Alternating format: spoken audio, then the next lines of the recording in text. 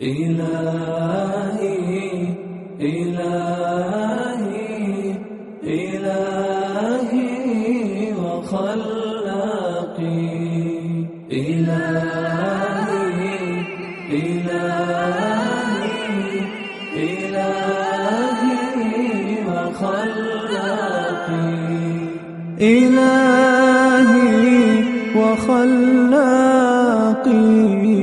وحرزي وموئلي إليك لدى الإعسار واليسر أفزع إلهي لئن جلت وجمت خطيئتي فعفوك عن ذنبي أجل وأوسع إلهي وخلاقي وحرزي ومولاي. Mysafirë të nderuar, me një fjalë të pranishëm, mirë se erdhët dhe mirë se takohemi në tribunën me temën të kuptuarit të drejtë të Islamit. Ku ligjërues do të jenë Enis Rama nga Mitrovica dhe Mazlami nga Prizreni. Të nderuar të pranishëm, organizatori i këtij takimi janë studentët e Universitetit të Prishtinës. E për të mos e zgjatur shumë, unë do të ftoj tani vëllaun ton Nasufin, i cili do të interpretojë diçka nga Kurani dhe kështu do të shënojmë hapjen e kësaj tribune. Ju faleminderit edhe një herë për të gjithë pjesëmarrjen tuaj.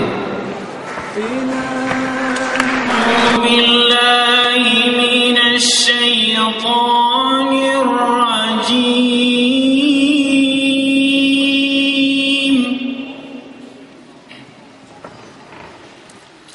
بسم الله الرحمن الرحيم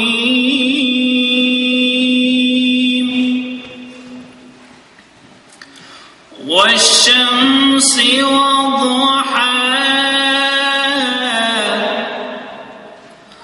والقمر إذا تلاها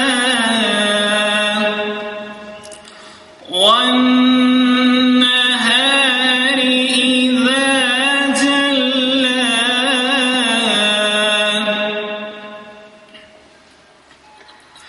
والليل إذا يغشاها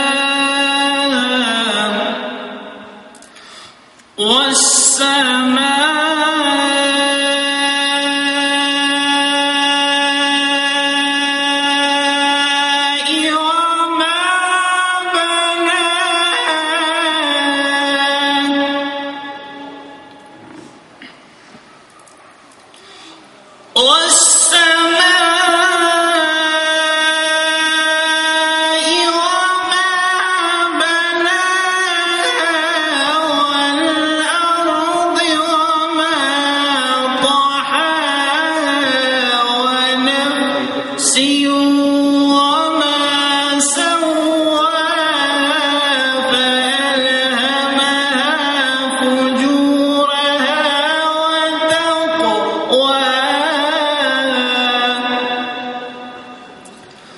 قد أفلح من زكاها وقد خاب من دساها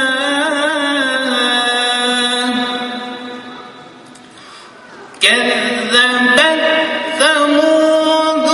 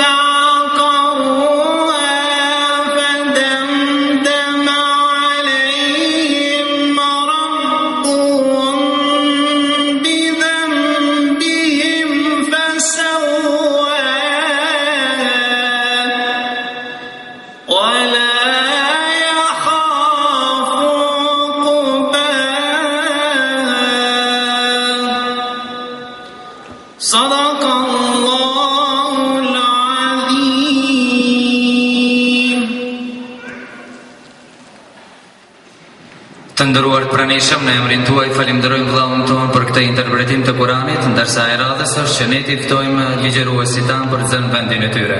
Ju lutem.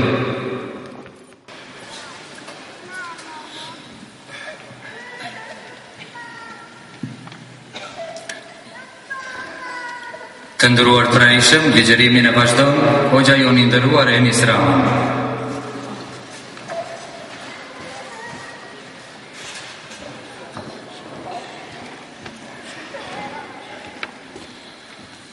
Bismillahirrahmanirrahim.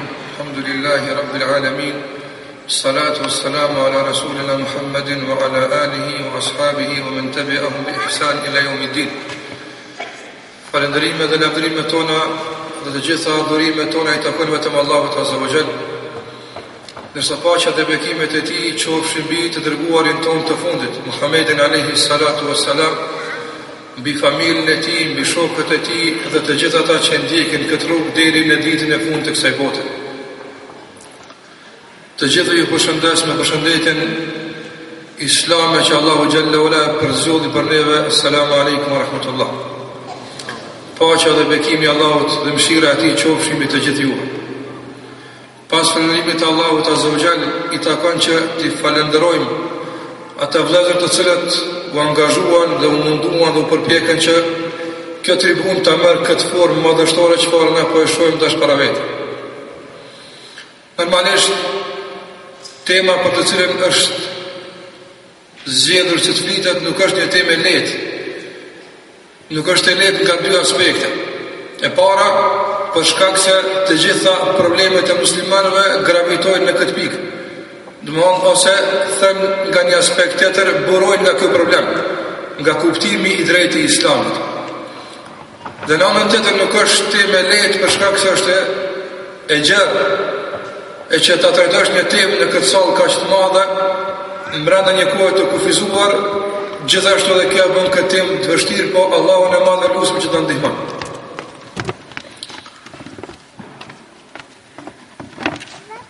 Koha që na po jetojmë është një kohë e cila dëshmon rrezimin e muslimanëve, por edhe të tjerëve, dhe interesimin e gjithëanshëm për fenë e Allahut azza wa jall, për Islam.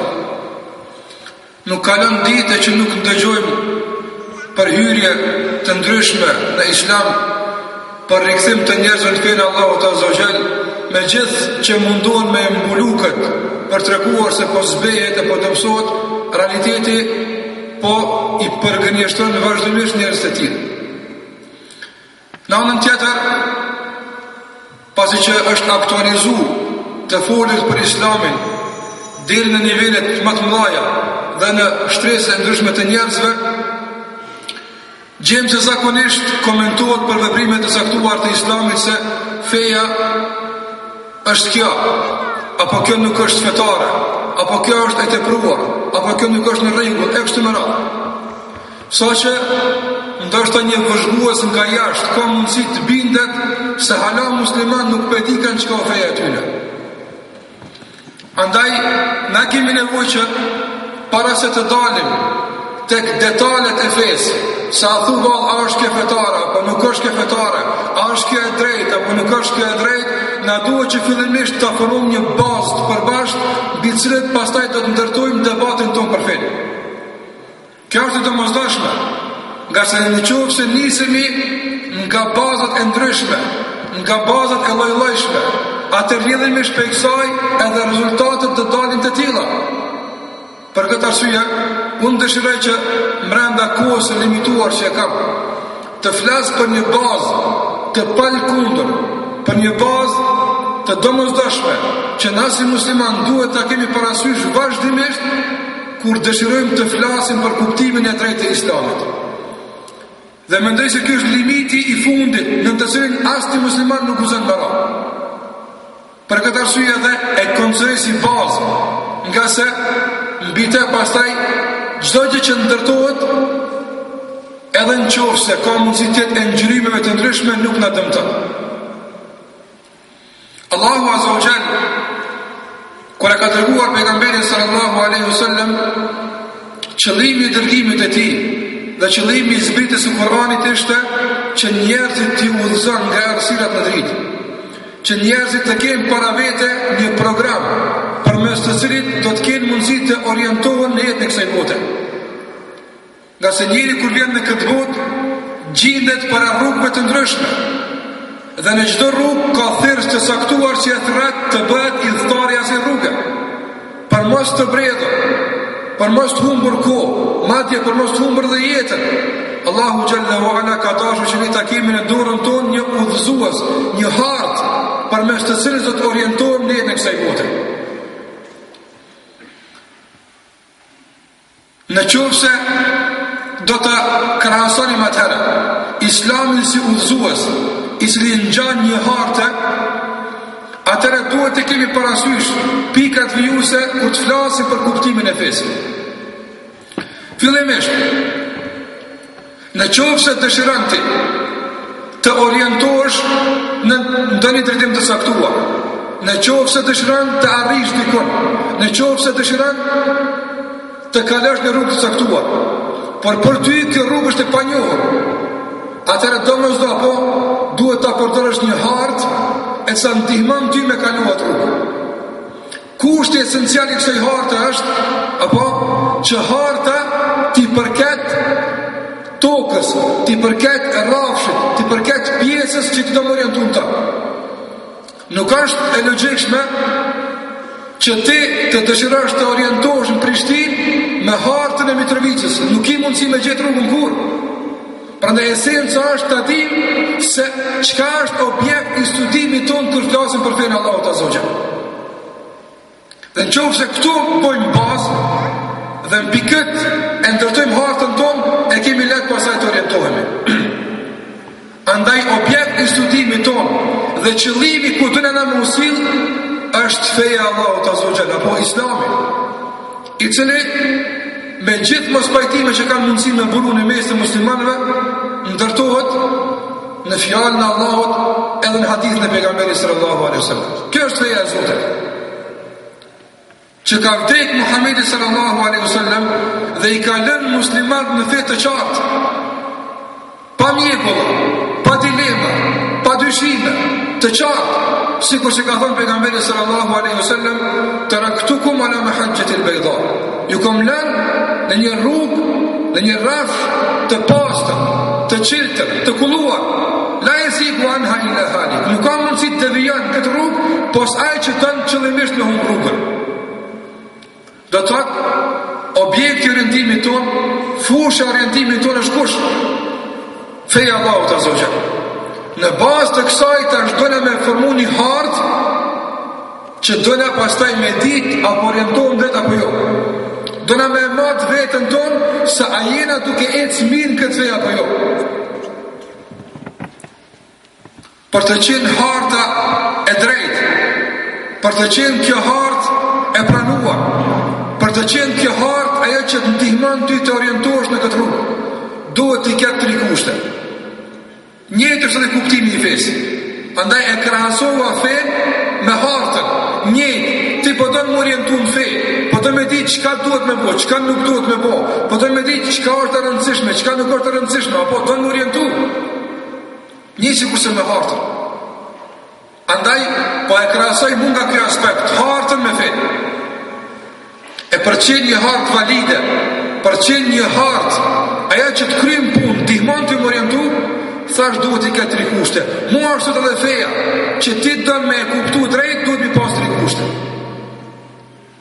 Kushti i parë është që në këtë hartë, që ti po dënë me e përdor, të jenë të përmendra të gjitha elementet e rrafshi që ti do më orientu në te. Apo, do më orientu në Prishtinë. Harta duhet me i pas të përmendra të gjitha gjërat që kanë me Prishtinën. Edhe banesat, edhe institucionet, edhe rrugët,